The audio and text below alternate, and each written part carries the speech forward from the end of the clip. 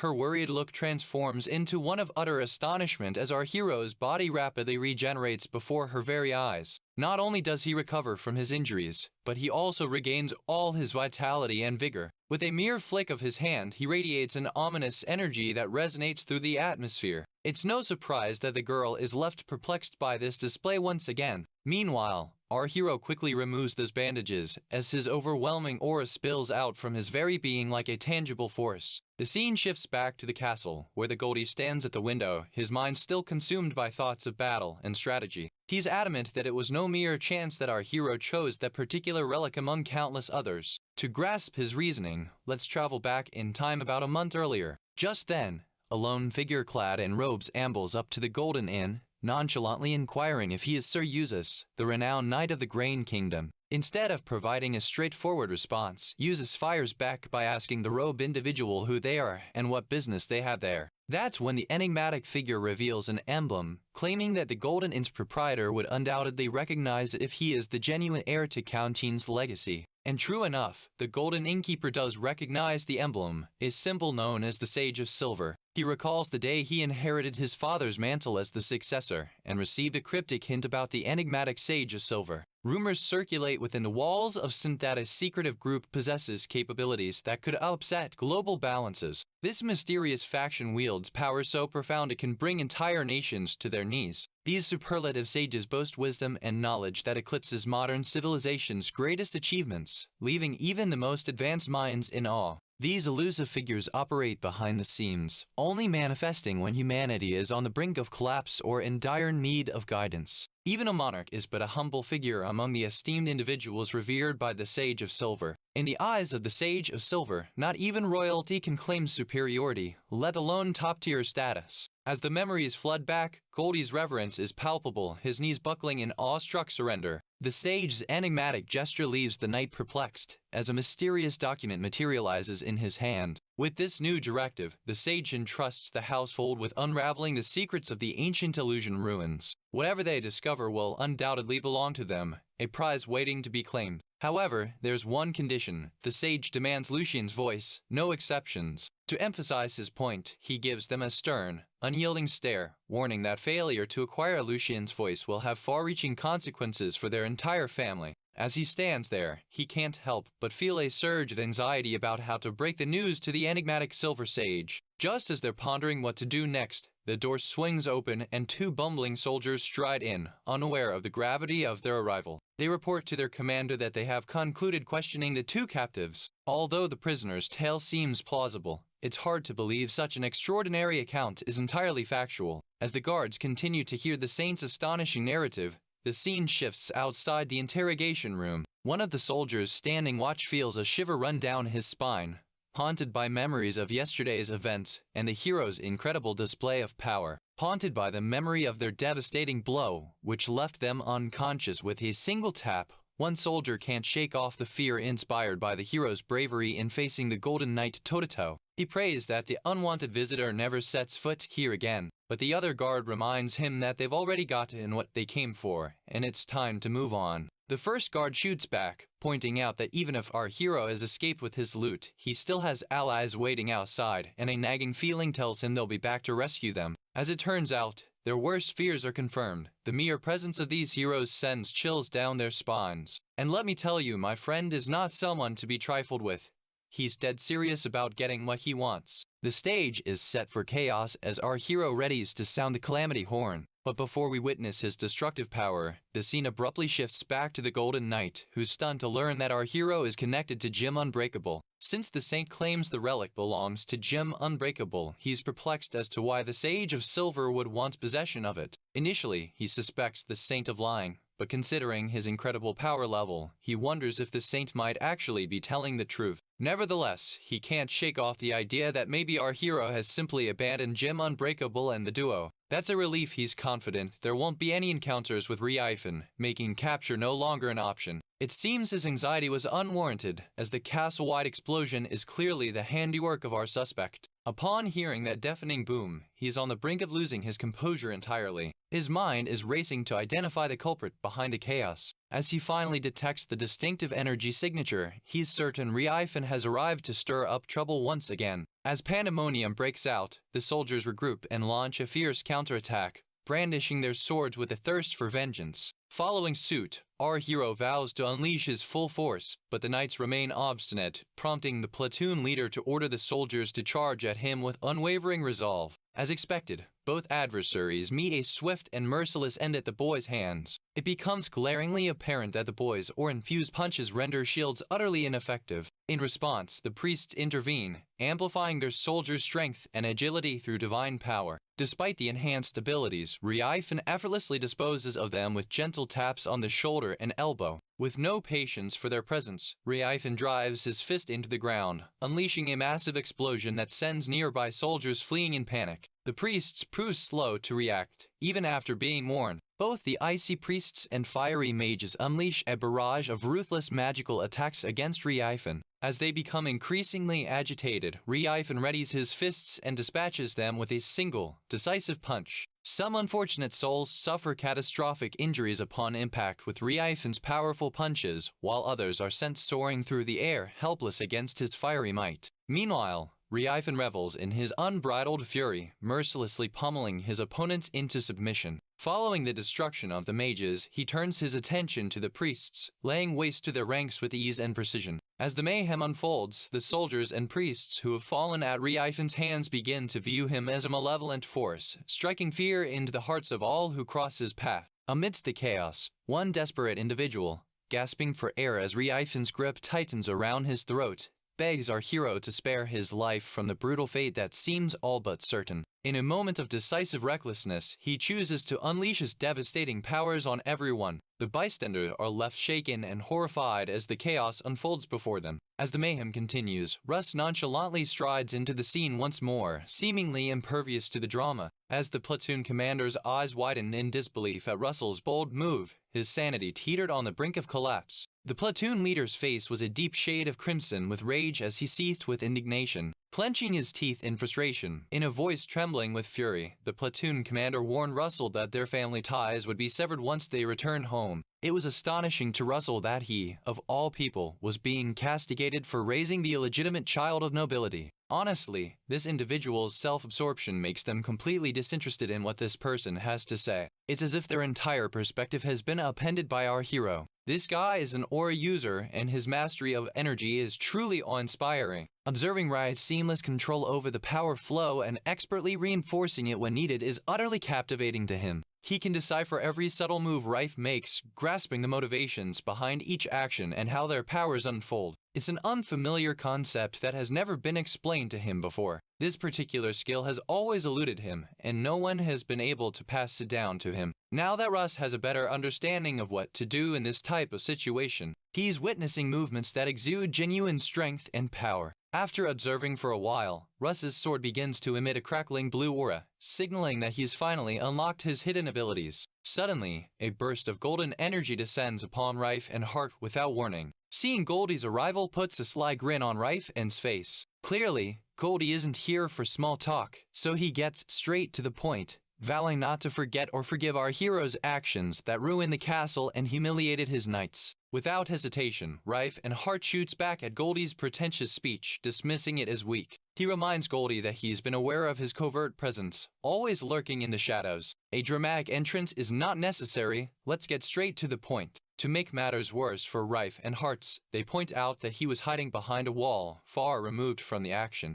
With a sneer, he continues to reveal how the knight was simply probing our team's strength by using his subordinates as pawns. He really gets under the knight's skin when he mocks the legend of the Golden Knight as a kind and just hero, reducing it to mere fantasy. As this revelation spreads among the nearby soldiers, they begin whispering among themselves, casting doubt on Rife and Hart's character. The knight's composure crumbles as he vehemently denies any wrongdoing, but my protagonist raises an eyebrow, questioning why he didn't intervene sooner if his claims are genuine. Undeterred by the knight's protests, our hero continues to reveal shocking truths, ultimately pushing the Goldie to the edge of despair. As the knight readies his sword, a radiant golden aura envelops him, signaling an intense transformation. The knight's bold move only fuels my protagonist's determination, who welcomes the challenge and dares him to bring it on for a real showdown this time around. As the Goldie's transformation into a chunk of gold and iron reaches its climax, he begins to intone his next move with an air of anticipation. With his sword raised high, he unleashes a powerful strike that threatens to shatter everything in its path, targeting our hero,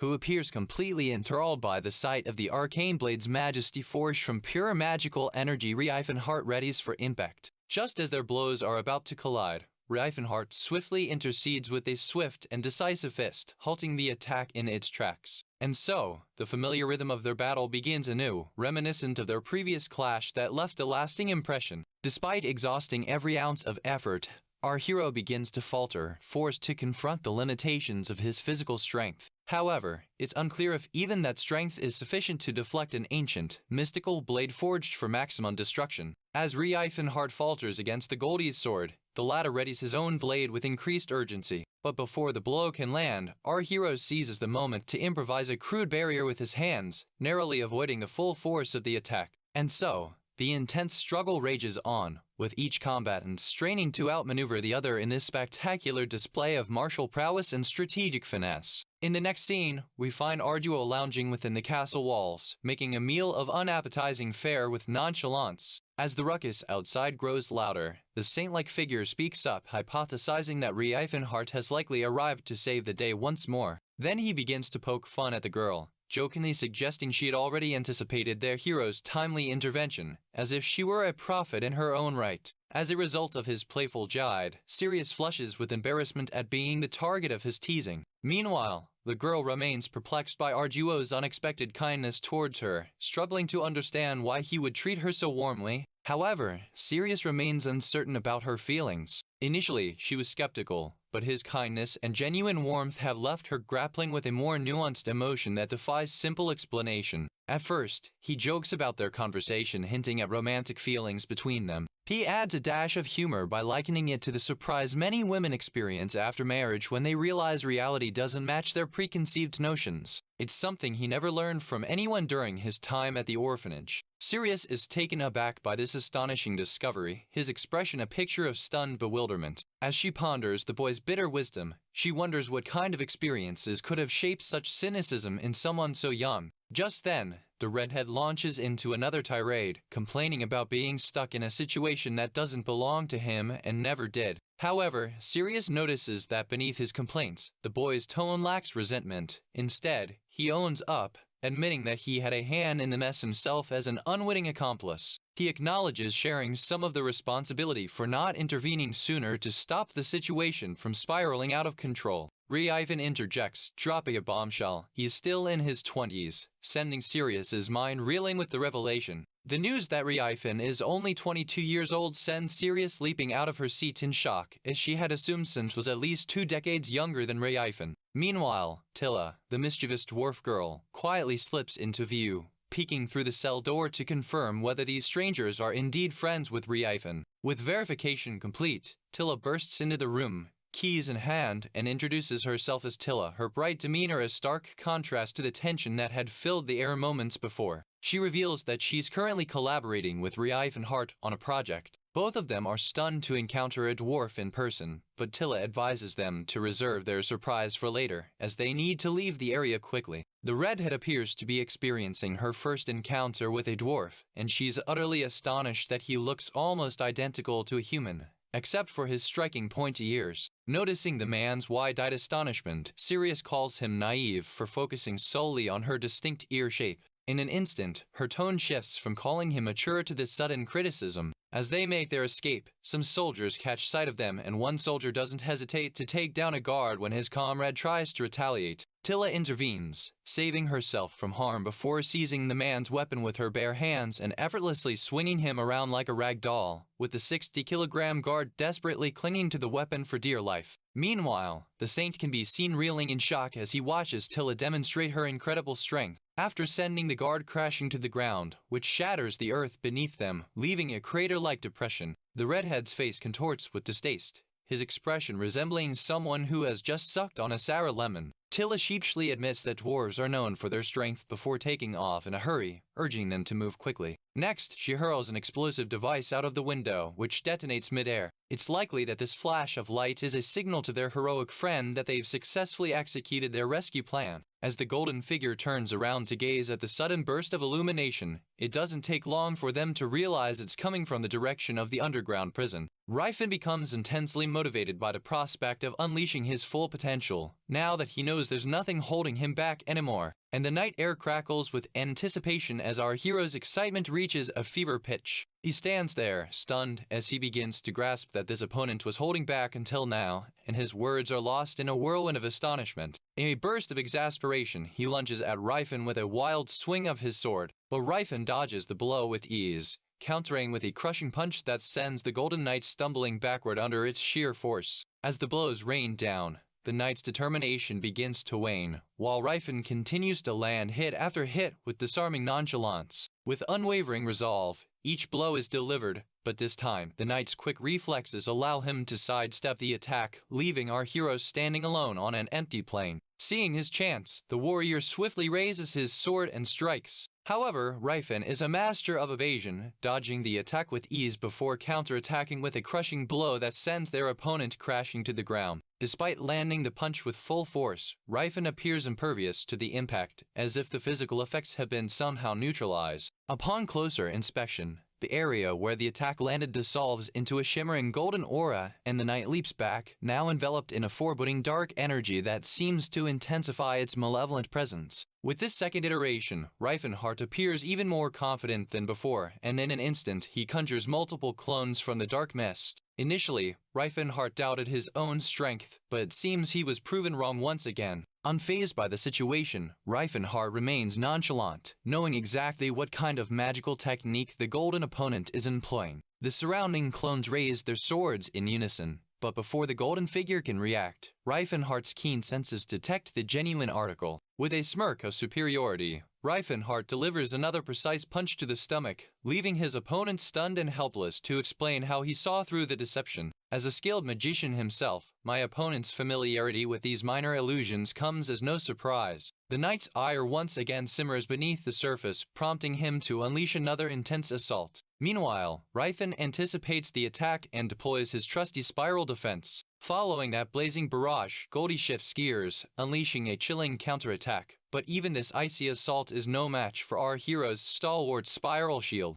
It appears that Ryfin still has a few tricks up his sleeve, including his wind attribute abilities. However, these attacks are similarly foiled by the efficacy of his spiral guard. Undeterred by his setbacks, Ryfin perseveres, persistently seeking new opportunities to outmaneuver his opponent. But Spiral Guard proves too formidable for our hero to overcome. Our hero counters with a series of swift blocks, effortlessly deflecting the Goldie's attacks and gradually irritating Ryfin's already frustrated demeanor. Undeterred, Ryfin persists in using his Spiral Guard technique, leaving the Goldie increasingly agitated and enraged. You might assume that Spiral Guard is an advanced or complex ability, but surprisingly, its simplicity is what makes it so effective. Anyone can learn to do it. The key difference between Ryfin's Spiral Guard and others' attempts at using similar techniques lies in the fact that other Aura users are unable to circulate their energy while in a defensive state, whereas Ryfin has mastered this crucial aspect. Attempting to master such a skill would be disastrous for their physical well-being. In essence, only those with bodies like Jim Unbreakables can withstand the strain of this ability.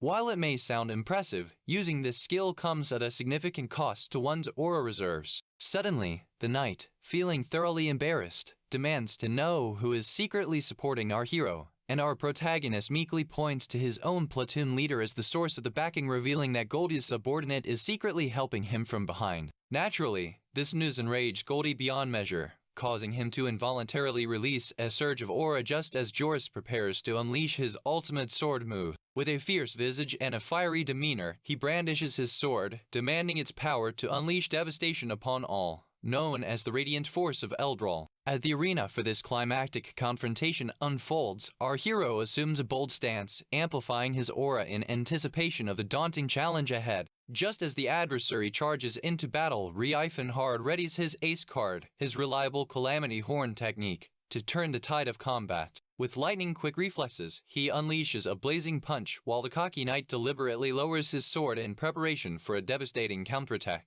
The resulting collision of forces is so intense that it generates an immense heat, shattering the ground beneath their feet and sending shockwaves throughout the surrounding area. The sheer force of the punch sends a shockwave through the knight's armor, cracking it apart and likely causing internal injuries. The sight leaves the knight stunned and reeling from the sudden display of power, struggling to wrap his head around its ferocity. Despite being on the verge of defeat, the knight refuses to yield, summoning every last ounce of strength to keep fighting against our hero's unrelenting barrage. With each successive blow, the knight's armor disintegrates further, leaving him increasingly vulnerable and exposed to attack. As the battle reaches its climax, the knight finally grasps the secret behind our hero's unstoppable assault, a mastery of technique that leaves opponents helpless against his might. Not just brute force, but a complex energy field that unleashes devastating consequences akin to massive boulders plummeting into water, creating maelstroms of destruction that ravage armor and flesh with equal ferocity. Even after grasping the true nature of Riafan's attacks, the undeterred knight refuses to surrender. He is certain this will be the final blow our hero can withstand.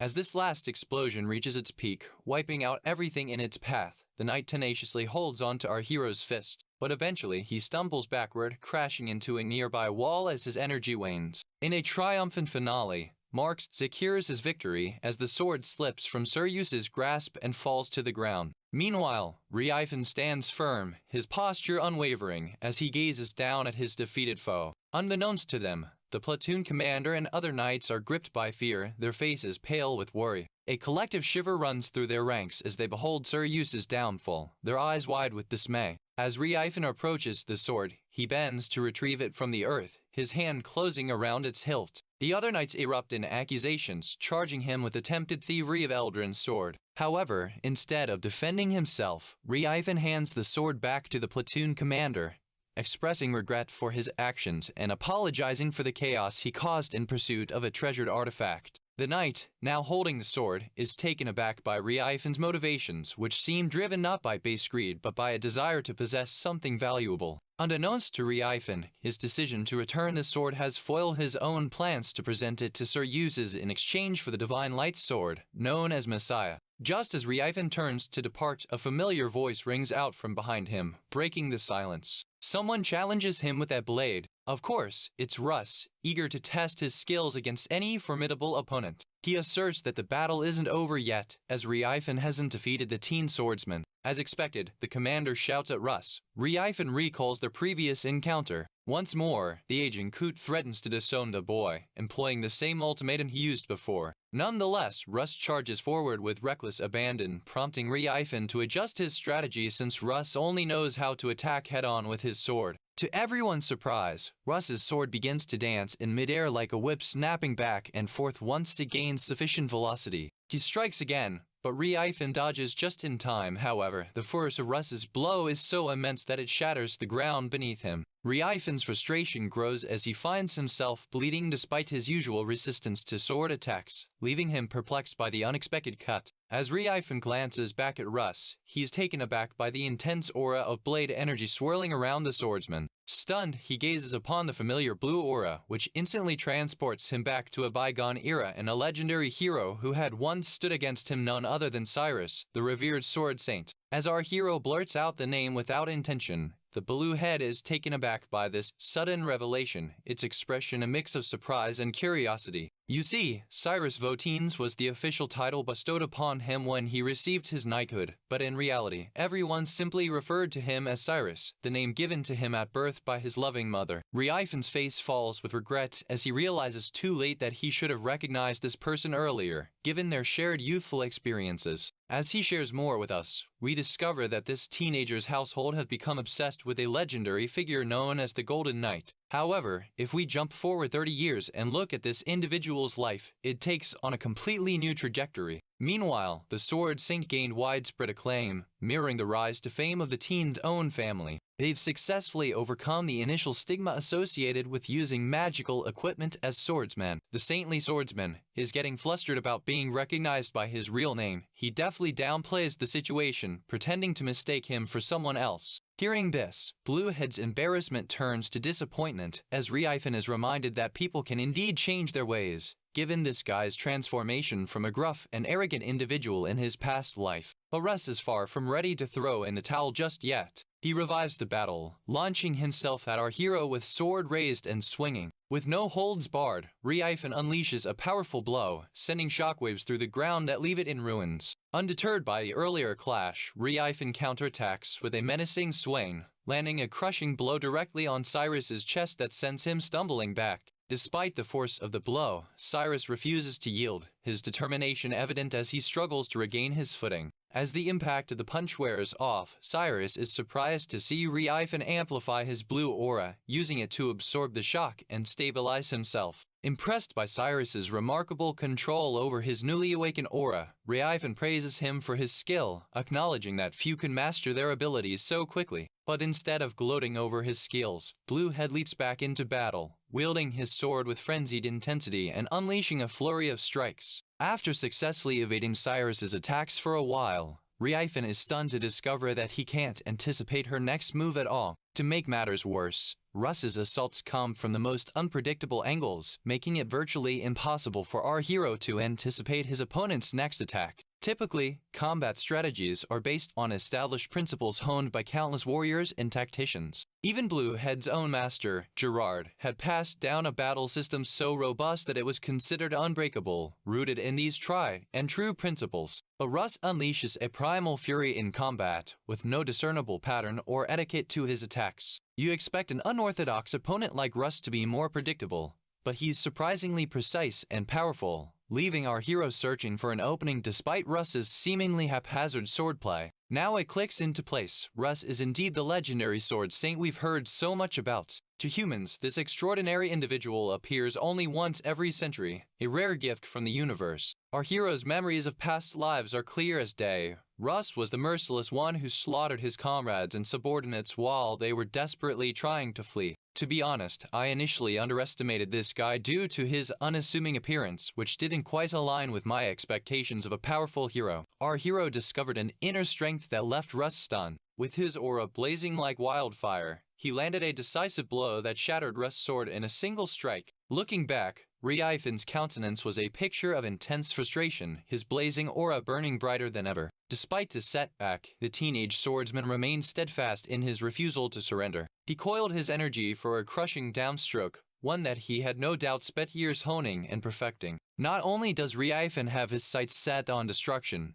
but our hero is also gearing up to take down anyone who gets in his way, especially since he is aware that this opponent will become his arch-nemesis once again. With a swift and powerful punch, our hero sends Russ crashing backward, obliterating everything around him with his aura as he tries to escape the fate that had befallen him in a past life. As Riefin's fiery anger begins to subside, he is taken aback by what he sees next. Miraculously, despite being brutally battered and bloodied, Russ somehow manages to stay alive, which doesn't exactly surprise anyone. He reiterates that he is indeed a teenager. The unwavering resolve Russ is demonstrating is gradually eroding Riefin's confidence. He senses an unexpected shift within himself, no longer driven by a desire to eliminate this boy, despite his initial intentions and capabilities to do so. As he gazes at Russ once more, uncertainty begins to insinuate itself into his thoughts. Should he really bring him down? The question now hangs in the balance. Despite knowing that Russ poses a threat to him and his friend in the future, Riefin can't quite shake the lingering feeling that something is off. His orc companion, driven by a warrior's spirit, struggles with the temptation to vanquish Russ once and for all. Perhaps he's still smarting from the fact that our hero deprived him of his chance at vengeance. In this moment of introspection,